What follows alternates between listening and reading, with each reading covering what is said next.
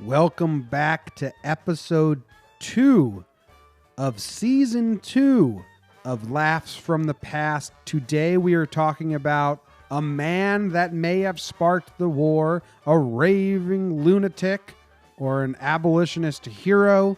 You can be the judge. John Brown and the raid at Harpers Ferry. This is Laughs from the Past.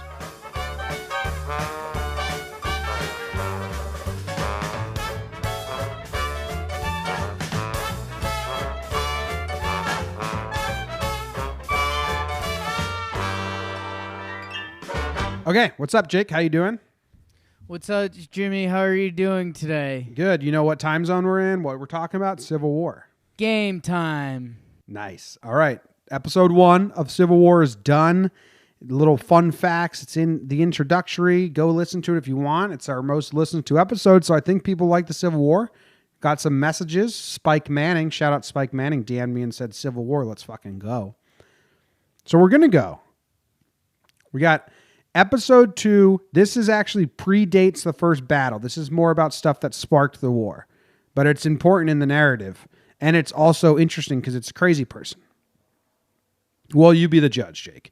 I will be the judge of that. Don't put your poison fake history thoughts in my head. His name is John Brown.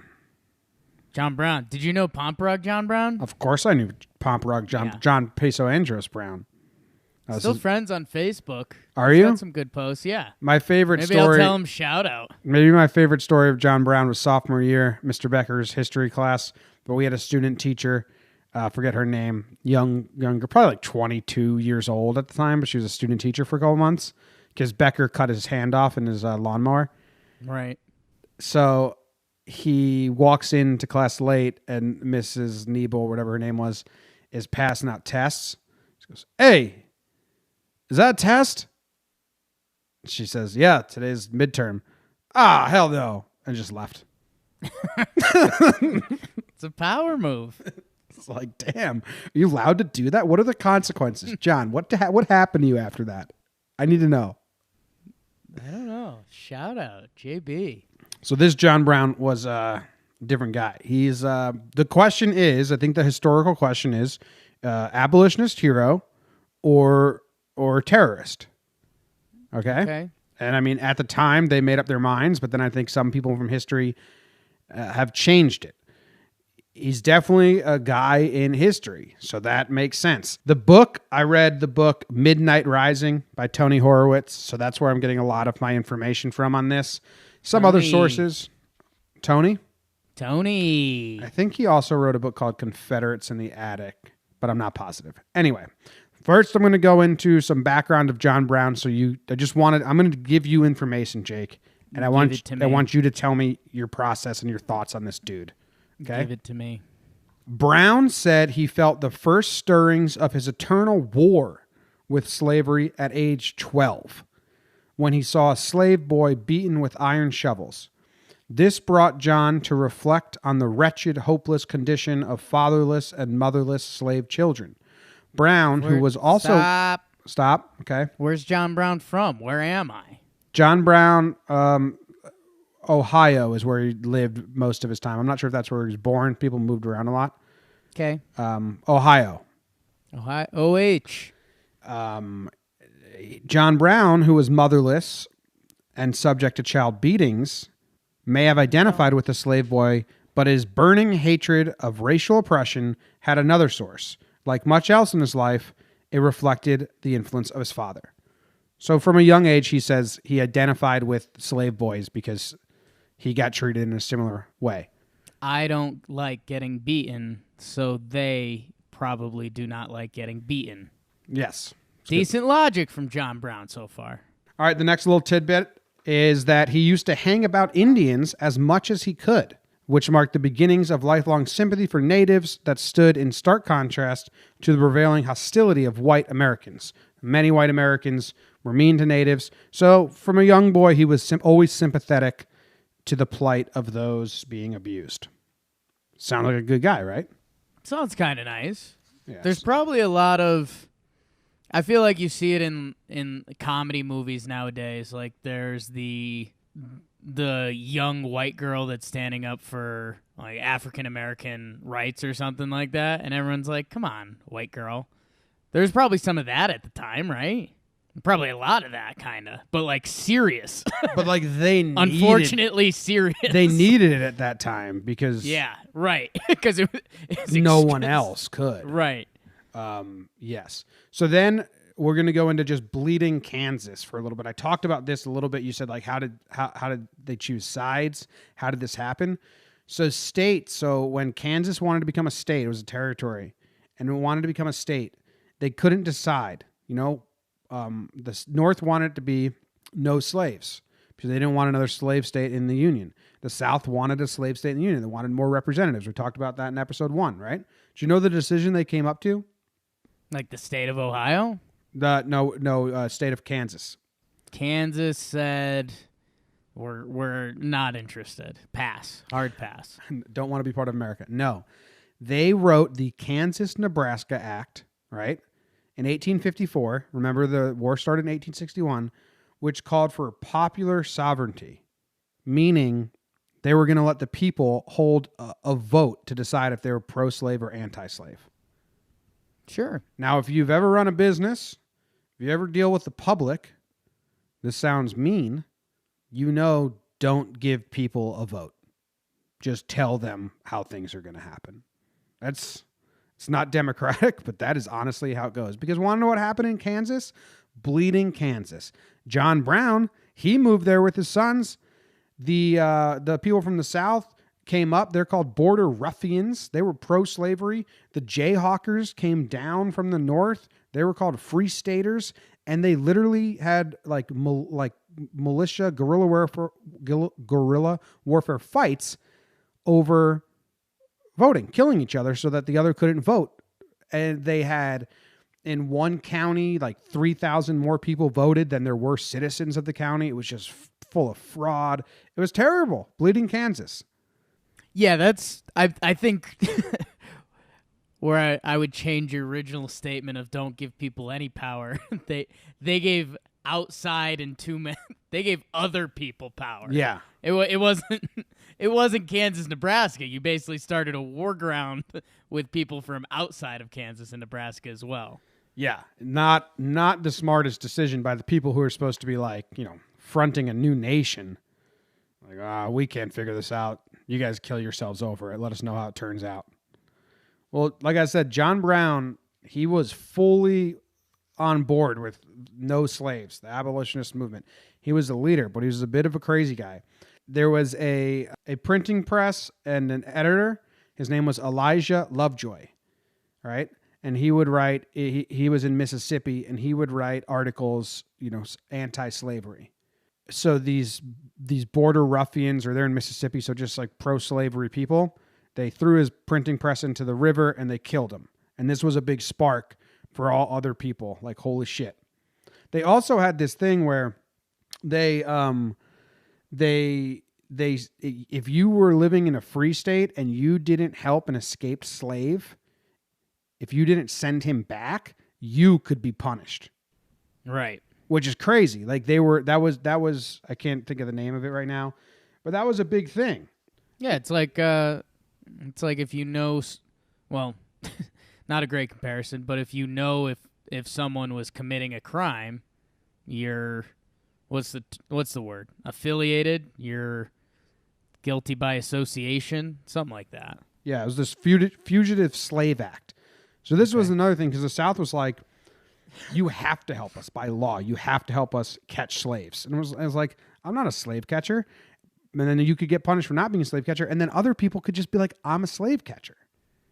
And they're terrible. It's like, So the federal officials and ordinary citizens were now required to aid in the capture of return of runaways, even to the point of forming posses. In effect, every northerner could be deputized as a slave catcher. So John Brown said, it now seems that the fugitive slave law was to be the means of making more abolitionists than all the lectures we have had for years. That was like the final straw that broke North's back. Like, no, fuck that. We're not doing this for you. We were fine letting you have slaves because you need them for your business. We don't want them in any new states. We're surely not going to help you. Which is still a weird concept. But, like, we kind of know this is wrong. We don't want to do it, but okay, you guys can do it. I guess that's how you lead to war. Yeah, it was. It was like Yeah. it was a Jefferson, I think, called it like a fire bell on the night because they didn't have firemen then. They would ring a bell in the middle of town and everyone would run to it. His other great comparison was like it was holding a wolf by the ears, knowing that if you let it go, it would attack you. Yeah, pretty good. Have you ever done that? No, man. Maybe my grandma's dog. So after Elijah Lovejoy's killed and they throw his printing press into the ocean, John Brown stands before a group of people and says, "Here before God, in the presence of these witnesses, from this time, I consecrate my life to the destruction of slavery." Strong. Man on a mission. Strong sentence. How are you feeling about John Brown right now? I mean, if you haven't told me any of the precursing, like John Brown, some people think he's crazy. Everything I have from John Brown right now is that he was a little kid who didn't like seeing slaves get beat up, and now he's against slavery. So I have nothing on the crazy scale. Yeah, admirable so far. Yes. Yeah. All right. Is Elijah Lovejoy a name that's like told in history? When people talk about Bleeding Kansas and the story they tell it, Because like John Brown is, I know that. The slavery, the Catching Slave Act, I've heard that before. I'm wondering if you buy a generic high school history book, is EL in there? I wouldn't be surprised either way. Okay. But we can ask Al. Maybe he's listening. Al, let us know. I really like the name. Elijah Lovejoy. My teacher, junior year of high school, was Mr. Lovejoy in California, and he was my American history teacher. It's the first person that made me realize I loved American history. Two great words. Yeah. Love, joy. Well, it's I got that J, like that Elijah Lovejoy. Yeah, joy, that's good too. Double. Good call. Yeah. Okay. So from all this stuff, all these societies grew. These like abolitionist societies and like town meetings. How are we going to do it? John Brown never joined a single one. He was about action, not really about sitting down and talking. Action speaks louder than words, Jim. Yep. That's my own quote. It's your own quote. In the early 1800s, roughly a third of Americans died before reaching adulthood. Oh, we talked about this on the episode of the Children Crusade, so I wanted to say it now, but it's interesting fact. It's a little sidetrack from the story, but early death was so common that parents recycled their children's names. The Browns, having lost Sarah, Frederick, and Ellen, named 3 newborns Sarah, Frederick, and Ellen. Of the 20 children John Brown fathered, 9 died before the age of 10. Among them, a baby girl. Well, I don't want to read that. That's crazy, huh? I mean, it's sad, but it's also nuts. Sucks. I guess shout out to like development of health and stuff. Oh yeah, modern medicine. Huge. Yeah. Huge. Big shout out. All right, let's find my next marker. So far we have he's consecrated his life to defeating slavery, right? We have the Fugitive Slave Act.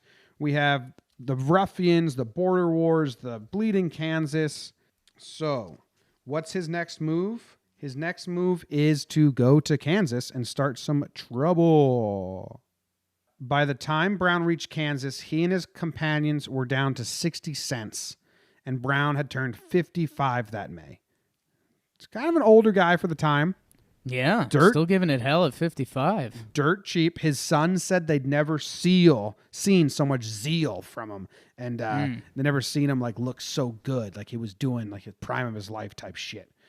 And he had come to believe that battling slavery in Kansas was his God-given destiny. So good for him, right?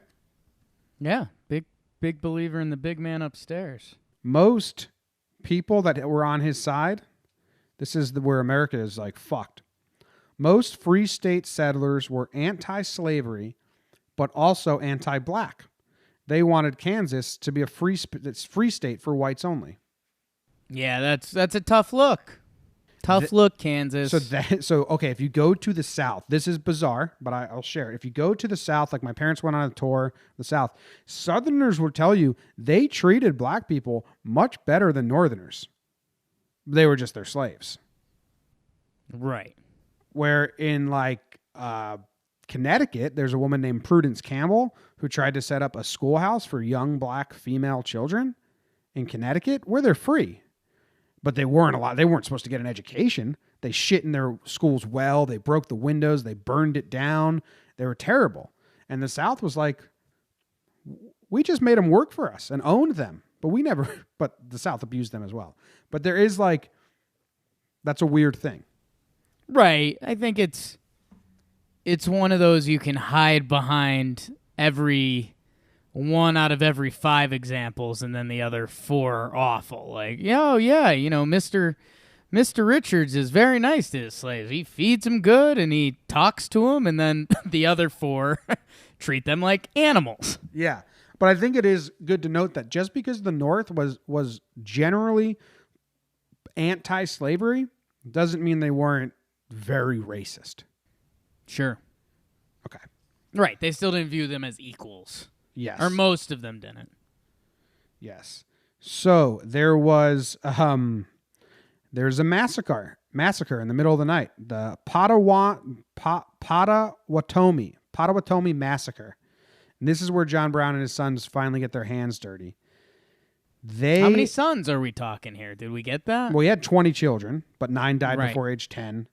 I think he had like 4 sons doing this stuff with him. I could find out, but we got a squad. Yeah, he had a squad. It's like 5 men end up dead in this massacre, just slaughtered in the middle of the night. John Brown did it. So I could get the gritty details, but they're pretty gruesome. Basically, this group of ruffians came, looking to help the pro-slavery vote in Kansas. John Brown took his groups and they went and they slaughtered him. Wait, this might be an unfair one to send at you, but is this John Brown's first time killing? Age 55, you kill your first person? I do not know. I don't know if it is, but John Brown also says he did not do it. He did not kill anyone, but he approved of it. So he was basically like the foreman. He was like the chief of the mission. Yeah. Okay, Hitler. His son said he thought it was uncalled for and a wicked act, and John Brown replied, "God is my judge. We were justified under the circumstances." The Browns, he cast the killings as an act of self-defense, a preemptive strike against pro-slavery zealots who had threatened their free state neighbors and intended to harm them. So these people just moved into the area. They hadn't really done much yet. And they went and slaughtered them. Like their wife and kids were around. They just like invited them out, shot them, killed them, hatcheted them. So are you starting to see the crazy a little? I mean, a little bit. We're heading to war. Heading to war. Kind of it's a little eat or be eaten, but I mean, you're taking a big first step there. Yeah. He's diving straight in. All right, so then he comes up to his grand plan, Harpers Ferry. So his plan is that he wants to free a bunch of slaves, have them join him. There's an armory at Harpers Ferry. It's full of weapons. He's going to seize the armory, take control of it, and prove his point once and for all that down with this terrible government. Okay. How cool is a good plan? I mean, there's like secret hideouts, there's missions, there's like how stoked must have John Brown to be to draw up this plan? Really stoked, man. He thought this was his divine right. That's nuts. I'm trying to think what's the biggest plan I've ever like executed. I don't know. Right? I mean, just think about what John Brown had to put into this to take over an armory, to free people, to fight back. You got to have a big game plan. What about playing like flag football and you draw up a really cool play? I mean, I've done that a few times. Like a reverse lateral deep throw type thing. Right. Usually I'm the fake screen, and then one of the screeners actually goes deep. But, I mean, that's like one play, and nobody's life depends on it, you know? Mm-hmm. Yeah, for sure. But, I mean, that feels cool. Yeah, so I'm saying, well, we'll see how this goes, but, yeah. Big plan. All right, Here's their planning more. Here's the full plan. You're making plans to make plans? Think so. The plan of attack he disclosed was similar in its opening to its original scheme. A party of 25 to 50 guerrillas would strike a slave district in Virginia, including hundreds of slaves to join his mountain band. But what Brown expected would come after this was novel. Brown planned to give mounts to 80 or 100 of the freed slaves and make a dash at the Harpers Ferry armory, destroying whatever guns he could carry off. Other parties would conduct additional raids on slave districts, which in turn would swell the guerrillas' ranks. Brown thought he could easily maintain in the Alleghenies against the U.S. troops that would likely arrive within a few days. Finally, and most grandiosely, Brown believed his New England allies would in the meantime call a Northern Convention to restore tranquility and overthrow the pro-slavery administration. So, to put that into simpler terms, he thought he was going to spark everything. He thought he was going to do one slave rebellion. They join him. They prove that they can take over an armory and weapons. And from there, sanctions of slaves were going to rebel all across the land. They were going to seize their own things. They were going to copycat this mission. The government was going to realize, like, yes, we have momentum now. We have backing. Let's put this in play. John Brown has started it for us. Let's go after the anti-slavery thing. We thought everything was going to work perfectly. I should say Nat Turner's Rebellion, which is something you probably know that term and phrase, was a slave rebellion that happened before Bleeding Kansas and all that. And they killed Nat Turner and all them. But it showed, that was the first sign, hey, slaves can join together. Like after that, in the South, they stopped teaching them. They stopped letting them congregate in big groups. Right. That was the first scary thing. Then you have Bleeding Kansas. Now you have John Brown trying to do that on a grand scale. Yeah, stuff's getting real. Stuff is getting real. He rented a farmhouse that had a little shack on it, and him and his crew of like 25 men, which is some of them were his sons, some of them were freed black people. They lived in this little farmhouse, but they had to hide because that many just men hanging out, it's crazy. They would just sit around like it was really boring. His daughter was in control while he gathered supplies. He tried to get Frederick Douglass on his side, and Douglass was like, "Nah, dude, that's not gonna work." Tried to get Harriet Tubman on his side because he wanted them. They would have say to help get other black people or slaves to join, or free slaves to join. But no one really wanted to join. Frederick Douglass thought there was like a suicide mission. This is a funny paragraph from the book, though. There were like 20 people in this house hiding before the mission for a couple months. Only at night were the men free to roam outside, and only in certain weather did they feel safe enough to break the quiet. When there was a thunderstorm, they would jump about and play, making all kinds of noise, as they thought no one could hear them. It's kind of your dream. I mean, they're about to go change the world and end slavery forever, but some thunder rolls around. Let's get giddy. Let's party. People are just going to think we're thunder. It's good. People are going to think we're thunder. I like that, Jake. Thanks, man. There's a quote in here. This is just another aside. It's a quote from John Brown that I love. This guy, I might think he might be crazy. You may think he's a genius. I may think he's a genius, but this quote, I love it. It's about secrets. Okay. Any person is a stupid fool who expects his friends to keep for him that which he cannot keep himself. Yeah. Really good quote, right? So like, say I know a secret. I'm spreading it to you. Why would I expect you not to spread it when I'm spreading it? Right. I love that quote. I forgot it was from this book until I went over my notes. Yeah, it's a good quote, though. John Brown. How about that? All right, so next we get to the plan, okay? And let me pull it up. So they go in the middle of the night to take over the ferry, okay? They didn't really free any slaves. They might have got a couple.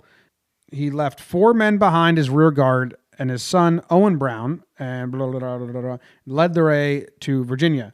Brown detached a party under John Cook Jr. to capture Colonel Lewis Washington, a grandnephew of George Washington, at his nearby Bel Air estate. Some of his slaves and 2 relics of George Washington. So before going there, he captured George Washington's great-grandnephew, I guess there's got to be some meaning because it's related to Washington. He took a sword that was allegedly presented by Washington from Frederick the Great and 2 pistols from Marcus de Lafayette. So they make a pit stop to capture a general. Did I say a captain or colonel, and some guns and slaves, just to kind of like let them know it's happening, I guess. I'm not entirely sure. Yeah, it doesn't feel like it fully connects. I guess that's, who knows? Maybe just trying a little gas on the fire. Yeah, it worked. They got it. They needed to escape before the message could be sent to Washington. The raid was going well for Brown's men. They cut the telegraph wire and seized the train passing through. Okay. Then a security guard tried to stop them, and they shot at him and killed him. He was a free black man. John Brown's campaign to liberate slaves had claimed as its first casualty a free black man shot down while defying the orders of armed whites. Just a little bit ironic, don't you think? Yeah. I mean, not John Brown's first killing, but this posse's first killing. This whole thing to free the blacks from white oppression, and the first guy they shot was a freed black, and they were the white oppressors. Yeah, I think that's a little rude to the family in Kansas they killed, but yeah. Well, they were white. Right. And that would be them not killing a black guy first. You know what I'm saying? Oh, but there's 2 different things. Like this posse and this plan is like a couple years later. Right. Yeah. But and it was the first like innocent. Like this guy wasn't really against them. He was just a security guard. Right. Yeah. I'm going to read this whole passage because it shows how wonderful of a mess up this plan was. Sure. They let the train keep going because he thought news was going to spread like this, and all the slaves that heard about it were going to revolt. Like, John Brown's got Harpers Ferry, let's revolt. But like nothing happened. Army workers discovered Brown's men early in the morning of October 17th. Local militia, farmers, and shopkeepers surrounded the armory. When a company of militia captured the bridge across the Potomac River, any route of escape for the raiders was cut off, so they're trapped. During the day, 4 townspeople were killed, including the mayor. So I think they were like shooting at each other. Realizing his escape was cut, Brown took 9 of his captives and moved into the smaller engine house, which would come to be known as John Brown's Fort. The raiders blocked entry of the windows and doors and traded sporadic gunfire with surrounding forces. At one point, Brown sent out his son, Watson, and Aaron Dwight Stevens with a white flag. But Watson was mortally wounded and Stevens was shot and captured. Tough. Like, we surrender. We don't care because you're being too far. You've gone too far. You can't do this and then surrender. We'll just kill you. The raid was rapidly failing. One of Brown's men, William H. Lehman, panicked and made an attempt to flee by swimming across the Potomac River. But he was shot and fatally injured while doing so. That seems a little messed up. Why? I don't know. Maybe that's just a gut like feeling, like shooting at a guy who's swimming away in the water. I'd feel better if they let him reach land and then shot him. I don't know why. I can't really explain it. If he gets across, I think he's gone. Yeah, I guess so. Just seems like defenseless because you can't like dodge. Not that. Yeah, you kind of need to know like how wide's the Potomac then, like where they're at, because gun accuracy is terrible back then. Yeah. So shooting a guy in the water, if it's like fish in a barrel, it doesn't feel right for me. Yeah, I guess that's kind of fair. But I mean, he was part of this plan. There's probably not a lot of gunfire just being exchanged, though. You know what I'm saying? It's not like like boom, boom, boom, boom. It's probably like boom, Yeah. boom. Like it's guys kind of wait. Like you probably got bored after a while, and then some guy's swimming, and it's like, okay, target practice. Yeah. During the intermittent shooting, intermittent is the word we're looking for. Brown's other son, Oliver, was also hit. He died after a brief period. So it's just a total failure. Finally, president hears about it. Buchanan says he sends in Robert E. Lee. There's a name. Who eventually is not going to be on the same side as the president, taking orders from the president of the U.S., and they go in, they like slam it in. This one guy says he tries to bring his saber down with all my strength upon Brown's head, but he was moving as the blow fell, and I suppose I did not strike him where I intended, for he received a deeper saber cut in the back of the neck. So they got him. They seized John Brown. Raid's over. Literally nothing happened. Sure. No slaves revolted right afterwards. Nothing. They were nice to the hostages, though. Brown made it clear to his hostages that he meant them no harm. His object, he assured Armistead Ball, the armory's master machinist, was to free the slaves, not to make war on the people. He even let Ball, escorted by 2 guards, to go home to tell his family he was safe and to eat breakfast. Breakfast wasn't ready yet, so Ball was permitted to return home again later when it was ready. The wives and daughters of other hostages were allowed to bring them food in the armory. Okay. So that's cordial. Yeah. He goes to trial, basically, because he's a terrorist. Like at this point, the U.S. thinks of him as a terrorist. Yeah. They don't know his intentions, and really, they don't know, like, do your intentions matter? Like, can you be like, oh, you're still revolting against the government? Yes. You've done a lot of bad. Done a lot of bad. So he had a lot of lawyers. He was sick in the trial. They would wheel him out for trial in a hospital bed, and he'd just like lay there as they did stuff. That's kind of funny. Times are better. Yeah. There's a drawing of it. It's pretty. I'll put it on the website, laughsfromthepast.com. For episode 1, I put all like pictures and source material from stuff we talked about, the camels, the twins, all that. But yeah. And he said, "You had better, all you people of the South, prepare yourselves for a settlement of that question that must come up. You may dispose of me very easily. I am nearly disposed of now, but this question is still to be settled. This Negro question, I mean. The end of that is not yet." And this is in like 1860. So he's right. Like it's about to happen. Okay. Maybe it wasn't without John Brown. That is what a lot of people say, you know? Right. A voice from Harpers Ferry. So Osborne Anderson, I think he was a freed black and a writer, right? He followed the Underground Railroad from a slave state to a free country. He published a short account soon after his escape. So he escaped from slavery. And he published this. A voice from Harpers Ferry.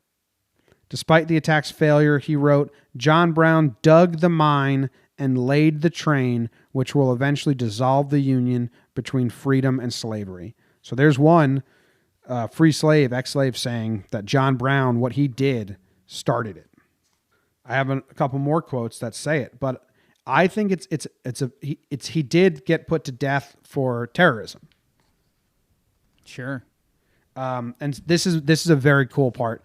Some of the freed blacks that helped him, right, in the raid, they were getting charged with desertion of their country, just like John Brown got charged with, and they argued that because Dred Scott said that blacks were inferior beings, an inferior order who had no rights, which the white man could respect. Dred versus Scott case said that.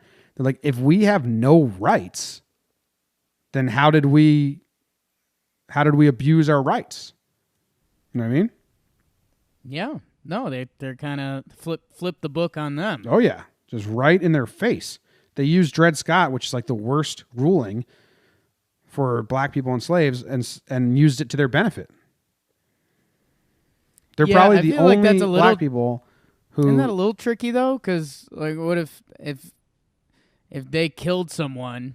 It's not like you could just name drop Dred Scott each time and be like, "Oh, I'm not a real person. Don't worry about it." Yeah. You know? So it's kind of weird that they would accept that for this, especially with everything going on. But this was for treason. So they said, they couldn't be charged with treason because they had ruled that they're inferior beings who had no rights which white man was bound to respect. Black, slave, or free were effectively non-citizens, and such had no government to betray. Non-citizens is good, yeah. I think that's kind of it's clever. It's also interesting that they're probably the only two ex-slaves or black people that ever uttered the words, "Thank God for Dred Scott ruling." That feels like a good, first week of law school type thing. Maybe. I don't know what they learn in law school. You and me both, but... The Harpers Ferry attack had failed in military terms, but it had clearly evoked the deepest terror of white Virginians, that slaves would rise up in the night and slaughter them, just as Nat Turner's band had done in 1831. So this is 30 years after. Yeah. After Nat Turner's. So, do you know the tune? Mine eyes have seen the glory of the coming of the Lord. He is trampling out the vintage where the grapes of wrath are stored. Have you heard that before? No. Oh, really? Yeah. They turned it into a different song. It was originally, I'm sure some listeners have heard it. It's about John Brown. You would think it's about God. Well, it sounded like the beat to Old Glory Hallelujah. Yeah, that's what they changed it to. Yeah. I know that jam. Yeah. He hath loosened the fateful lightning of his terrible swift sword. His truth is marching on. It was originally written about, they changed the lyrics. It was originally written about John Brown. I found that pretty nuts. I have a note here in my book that says ironic. No, we'll get to that later. Later in the war. Robert Lee and Harpers Ferry, they have another mission later in the Civil War. So where are you now? Where are you now with John Brown? John Brown. He's on the right side of history, which is a good look for him. But to say he ignited the war, I think that's way too dramatic, especially when my defense behind that would be the Bleeding Kansas. Everything was still escalating. And I mean, push was coming to shove. I don't want to say John Brown was the right place, right time, because that doesn't seem like the proper phrase. But, hey, old man, heavy on the God, believed in it, was going to bring the noise, and he kind of did. It wasn't a beautiful plan, but it was definitely one of the, okay, stuff's starting to really go down. Mm-hmm. He did kill innocent civilians. Right. My thought on this, after researching, reading quotes, reading books and all that, is that I don't necessarily know. They paint him as an abolitionist. They say those things from children that slavery was always his goal, to end slavery. I don't know if the cause made the means. I think John Brown was fighting against something, no matter what it was. I think he was a dude who thought he had a divine right to lead and be heard and fight the government. And I think slavery was the biggest obstacle of his time. If slavery wasn't the obstacle, I think John Brown would have raised up his own militia and done his own crazy antics no matter what. And I'm not trying to be that's my honest opinion. But saying that, he did fight against slavery, which is a very admirable thing to fight about. Killing civilians is terrible, but he did spark a fear in the South, and he did push the question much further. Now, a little comparison no, I'm not going to do that. Holy shit. Woo! I almost did a comparison that I do not want to get into. Good. I'll tell you after. Here is nice. I have another analogy that the book lens about it says, this is a quote from Wendell Phillips. She spoke eloquently to the hanged man's legacy. So this is from John Brown's funeral. Wendell Phillips, the eulogist, said this quote, "True, the slave is still there. So when the tempest uproots a pine on your hills, it looks green for months, a year or two.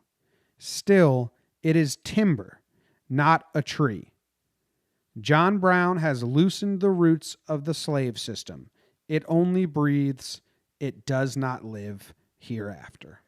Cool analogy. Yeah. You don't like that one? It's okay.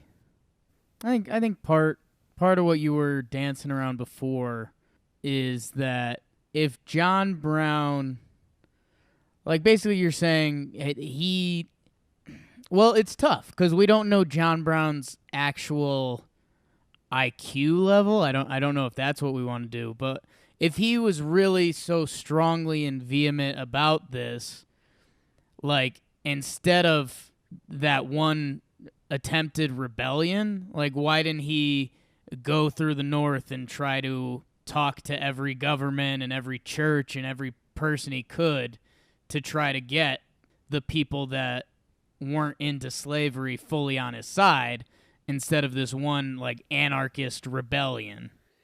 Yeah, I think he was more happy with John Brown freeing the slaves than he was with the slaves being freed.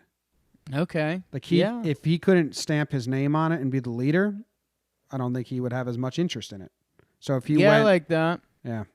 But since we used Tony Horowitz's book for a lot of information, I'm going to read basically his end take on it. I think we'll do that for Tony. Good friend of the show, Tony. Fair. Thanks for writing the book. In the war that followed, the Union's armies had found it necessary to do on a large scale what John Brown attempted to do on a small one. Douglas thereafter regarded Harpers Ferry, not Fort Sumter, as the true start of the nation's great conflict. If John Brown did not end the war that ended slavery, he did at least begin the war that ended slavery. So he clearly thinks that he helped, which a lot of people do. It's not a crazy thing. Yeah, I mean, I guess he is the first. I mean, is he the first? I mean, outside of Underground Railroad and some of that stuff. I mean, this must have been the first kind of public huge stunt thing. Yeah. Yeah. So, yeah, good for you, John Brown. We're still talking about him. It's crazy that he was hung and died as a terrorist against America, yet he gets a lot of credit for helping America move forward as a nation and better itself. It's very interesting, right? This is America. All right. Well, that is the end of this episode of the Civil War. If you're enjoying these, it's I'm like kind of nervous because I feel like this is more actual learning this was a pretty serious one. We got to silly it up a little more, I think. I don't know what the next one is, but there's some fun stories coming out. But this has to be first. Gives you a feel for like how hostile and angry and you can't just see you can't just see the Demogorgon in Stranger Things. You got to build up to it. Yeah. This is the nation was bubbling and John Brown was the last bubble. Popped it. All right. Well, thank you very much. We'll be back next Tuesday with another episode, and we have 10 coming to you, season 2. Remember, if you have any questions along the way, after the 10th episode, we're going to do a Q&A for any things we might have missed, any questions you have about episodes, because I love researching stuff. So if you give it to me, or if you want Jake's opinion on it, because he's coming to it from fresh green eyes like you guys are, then write in some questions for Jake. Write in some questions for anything. Q&A at the end of season 2. I'll remind you as we go. 5-star review on a podcast app helps us a lot. If not, just subscribe so they get downloaded into your feed. That helps as well. How about this? Tell a friend. Huh? Yeah, tell a friend. Tell all your friends. Tell a friend. You guys will have something to talk about. Yeah. What do you think about John Brown? Where do you stand on John Brown? Do you think Jake's all there in the head? All right. See you guys. Bye. Thanks.